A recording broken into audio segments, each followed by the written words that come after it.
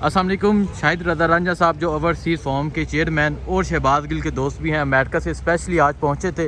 سر پہلے تو مبارک ہو، آپ کے دوست کی ضمانت ہو گئی ہے، کیا کہنا چاہیں گے؟ بسم اللہ الرحمن الرحیم.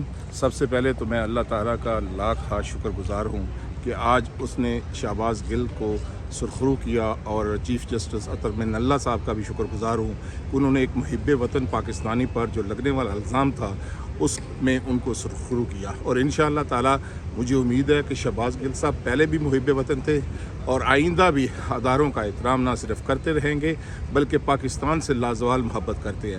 تو ہم اللہ تعالیٰ کا جتنا شکر ادا کریں اتنا کم ہے. لیکن میں آپ کو ایک بات بتاتا چلوں کہ ایک اوورسیز کو اس طرح گرفتار کرنا اور اس طرح ٹارچر کرنا کسی طور پر بھی مناسب نہیں ہے. تو آج عدلیہ پر اوورسیز پاکستانیوں کا اعتماد اور زیادہ بڑھا ہے. ٹھیک ہے. اچھا مجھے یہ بتائیں اوورسیز کی کیا سچویشن تھی جب یہ سارا معاملہ ہوا، ٹارچر کی خبریں آئیں، جب انہیں پیمز لے کے جایا گیا، آپ اسپیشلی امریکہ سے یہاں پہنچے ہیں، کیا کہیں گے آپ؟ اوورسیز پاکستانی جو ہیں ان کے اندر بہت سارے خدشات تھے کہ ایک ایسا پڑھا لکھا اوورسیز پاکستانی جو پاکستان میں سیاست کی غرض سے گیا اور پاکستان میں اس کا کوئی ایسا کام نہیں تھا، وہ ایک اچھا خاصا عہدے پر قائم تھا، ایک سکول میں ایک یونیورسٹی میں پڑھاتا تھا، PhD تھا.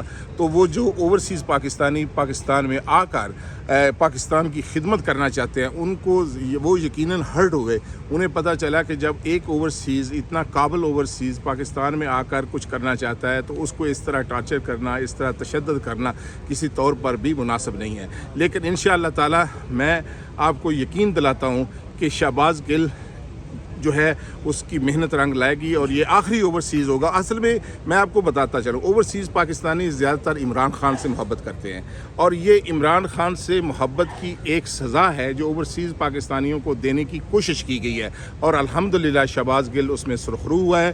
اور شہباز گل نہ صرف اوورسیز پاکستانیوں کا لیڈر ہے بلکہ وہ پاکستانی سیاست میں ایک چمکتا ہوا ستارہ ثابت ہوگا. بہت شکریہ سر.